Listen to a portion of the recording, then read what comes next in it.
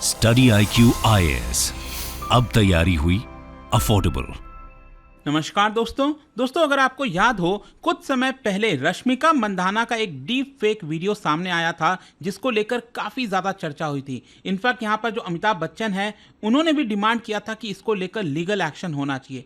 Basically problem क्या है कि आज के AI के ज़माने में यहाँ पर किसी का भी डीप फेक वीडियो बन जाता है। मतलब कि ऐसा आपको लगेगा कि सही में उस पर्सन ने वही किया है जो वीडियो के अंदर दिखाया जा रहा है, लेकिन वो डीप फेक वीडियो। और इसकी वजह से मैं आपको बता दूं, दुनिया में बहुत सारी लड़कियां हैं, औरतें हैं जो परेशान हैं कि यहाँ पर डीप फेक वीडियो के माध्यम से गलत उनके साथ चीजें की जाती हैं। और इसी की वजह से आप देख सकते हो यहाँ पर दुनिया का पहला लीगली बाइंडिंग एग्रीमेंट AI को लेकर सामने आया। ये खबर आप देख सकते हैं, EU, US, UK sign first international AI treaty. और इसी के बारे में हम डिटेल से चर्चा करेंगे कि एग्जैक्टली है क्या, इसके अंदर क्या क्या चीजें हैं, आपको बहुत कुछ जानने को मिलेगा। चलिए आगे बढ़ते हैं, लेकिन उससे पहले मैं आप सबको बता दूं कि आप में से जो भी लोग 2025 की UPSC की तैयारी कर रहे हैं, हमारा जो प्रतिज्ञा प्लस बैच है उसको ज्वाइन कर सकते हैं। सबसे खास बात इसके अंदर यह है कि अगर आप ये बैच लेते हो और 2025 का सिर्फ प्रीलिम्स भी अगर आप क्रैक कर लेते हैं तो ये जो पूरा फीस आप पे करोगे वो आपको रिटर्न कर दिया जाएगा, रिफंड कर दिया जाएगा।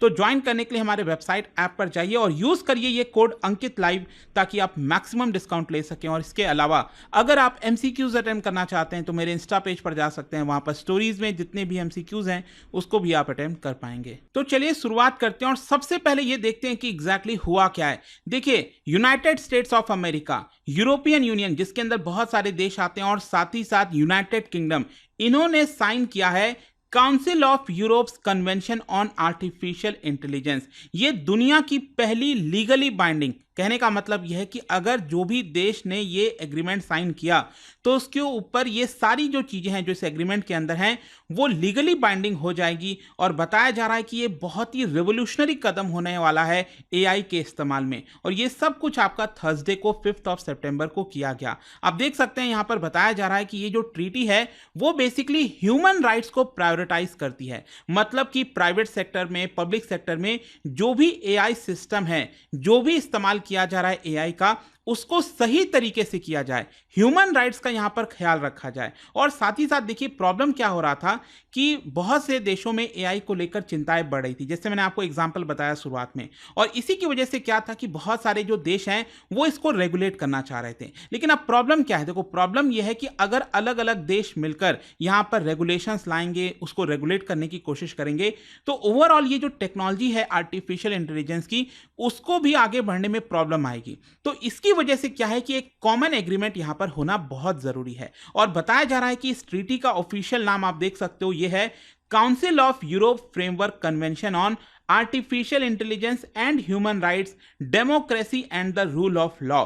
और ये जो पूरा ट्रीटी है, इसको सिग्नेचर के लिए जो conference of council of Europe minister of justice था, अभी थर्सडे को ही हुआ है लिथुएनिया में, वहीं पर इसको ओपन किया गया कि जो भी देश इसके अंदर शामिल होना चाहते हैं वो हो सकते हैं। ऑल्दो मैं बता दूं कि भारत अभी इसमें शामिल नहीं हुआ है। लेकिन पहला क्वेश्चन यहां पर यह है कि ये ट्रीटी है क्या। देखो मैं पहले आपको ये बता दूं कि पिछले 24 महीनों से, मतलब पिछले 2 साल से लगातार कोशिश हो रही थी कि इसका ड्राफ्ट क्या होगा, मतलब इस ट्रीटी पर सभी देश एग्री कर जाएं, ये अपने आप में बड़ी बात है। और करीब 50 से ज्यादा देश मिलकर ये पूरा ड्राफ्ट तैयार कर रहे थे।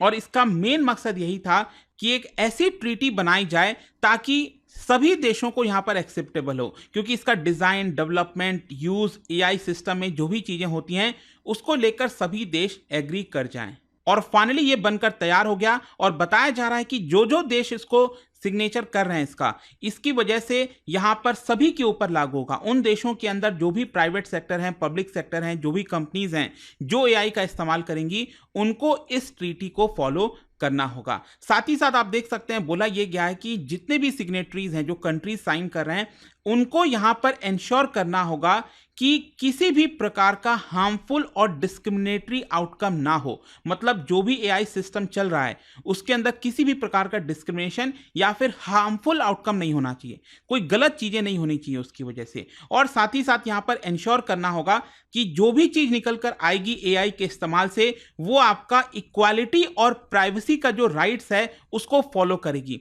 मतलब ऐसा नहीं कि आप अपने मनमाने तरीके से किसी भी दूसरे पर्सन के लाइफ को जो है एआई के अंदर डालकर उसको पब्लिश कर दोगे। ये सारी चीजें यहां पर नहीं होना चाहिए। और साथ ही साथ ये भी बोला गया है कि मान लो अगर कोई विक्टिम है, अगर उसके साथ कुछ गलत हुआ है, एआई का गलत इस्तेमाल किया गया है, तो यहां पर उसके पास लीगल रिकोर्स होना चाहिए। मतलब वो कोर्ट जा सके और यहां पर कह सके कि हाँ उसके साथ गलत हुआ है और उसको न्याय मिलना चाहिए। और यही आप देख सकते हैं यहां पर जो council of Europe secretary general है, उन्होंने इस बात को कहा कि ये जो पूरा फ्रेमवर्क कन्वेंशन बनाया गया है ये फर्स्ट ऑफ इट्स काइंड है, ये पहला ग्लोबल ट्रीटी है ताकि लोगों की राइट्स को ध्यान में रखा जाए एआई का इस्तेमाल करते हुए। और with this new treaty we aim to ensure responsible use of AI that respect human rights, rule of law and democracy. तो आई होप दोस्तों यहां तक आपको ऑलमोस्ट काफी सारी चीजें समझ में आ गई होंगी कि इस ट्रीटी का मेन मकसद यही है कि एआई का गलत इस्तेमाल ना हो, उसको कंट्रोल तरीके से चीजें की जाएं, साथ ही साथ उसका डेवलपमेंट भी ना रोकें, क्योंकि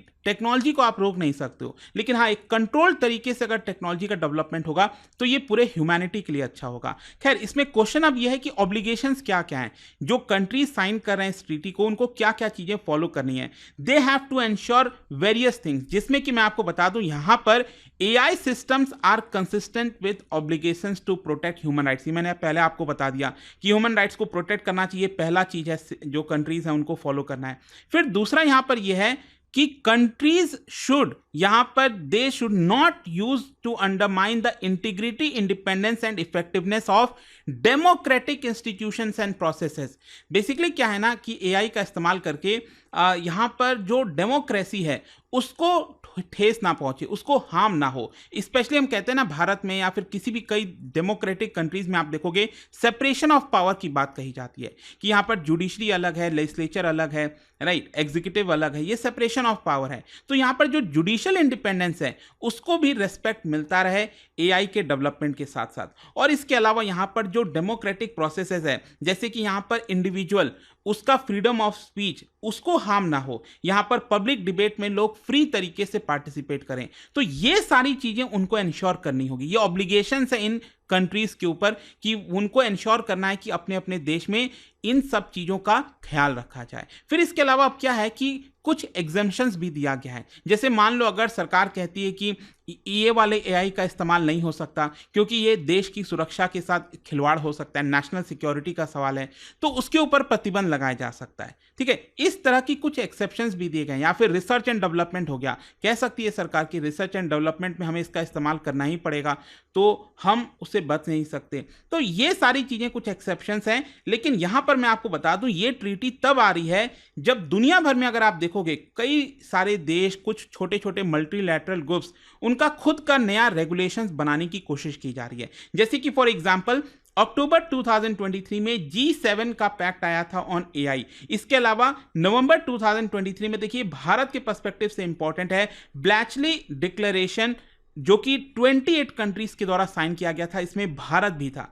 ठीक है, तो इस तरह की छोटी छोटी चीजें जो आ रही थी उसको एक बड़ा स्वरूप देने की यहां पर कोशिश की गई है। लेकिन फाइनली यहां पर क्वेश्चन ये भी है कि ये जो ट्रीटी आई है इससे इश्यूज क्या है, कंसर्न क्या है। देखो यहां पर पहली चीज ये बोली जा रही है कि भले ही ये जो ट्रीटी है ये लीगली बाइंडिंग हो, लीगली बाइंडिंग मतलब आपको फॉलो करना ही करना पड़ेगा, लेकिन मान लो अगर कोई देश है जिसने ये ट्रीटी साइन की है लेकिन अगर वो इसको फॉलो नहीं कर रहा है तो उस केस में क्या उसके ऊपर पेनल्टी लगाई जाएगी, उसको क्या सजा मिलेगी, ऐसा कुछ भी नहीं लिखा हुआ है। क्या उसको कोई फाइन लगाया जाएगा?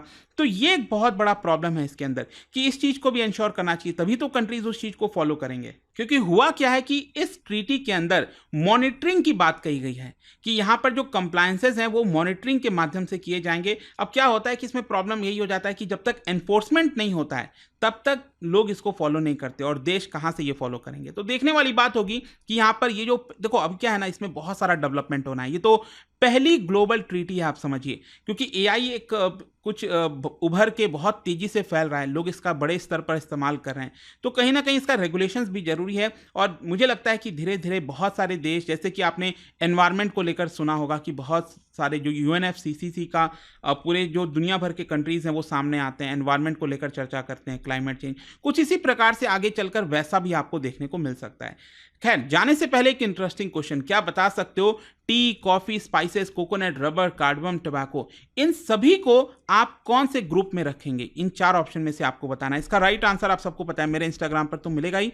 वहां पर अगर आप नहीं हो कोई बात नहीं, टेलीग्राम से ले सकते हैं इसका सही उत्तर। मैं कई सारे जो एमसीक्यूज हैं वो यहाँ पर स्टोरीज में डालता रहता हूँ। अगर आपको पीडीएफ चाहिए तो टेलीग्राम पर आइए, अलग अलग सोशल मीडिया पर आप जुड़ पाओगे। और जैसा मैंने आपको बताया, अगर आप यूपीएससी की तैयारी कर रहे हैं, हमारा जो प्रतिज्ञा प्लस बैच है, डोंट मिस दिस, 10th सितंबर से नया बैच स्टार्ट हो रहा है and you can use this code Ankit live to get maximum discount. And I hope की वीडियो आपको पसंद आया होगा। मिलता हूं आपसे next time. Till then, thank you very much, see you soon.